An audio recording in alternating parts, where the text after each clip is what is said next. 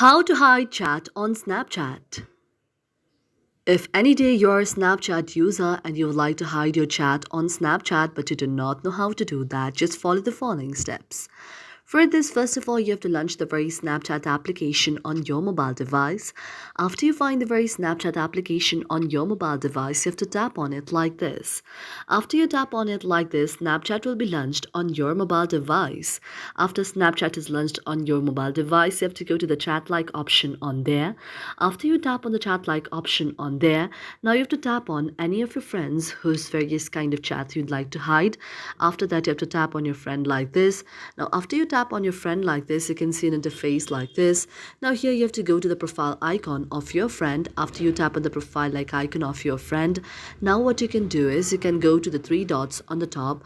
And when you go to the three dots on the top, you have to see the option of chat and notification settings. You have to tap on the chat and notification settings and then go to the option of clear from the chat feed here and tap on that. And here you have to tap on the option of clear.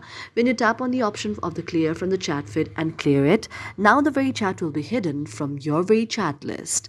Thank you for watching our video, and if you really like it, do not forget to subscribe our channel.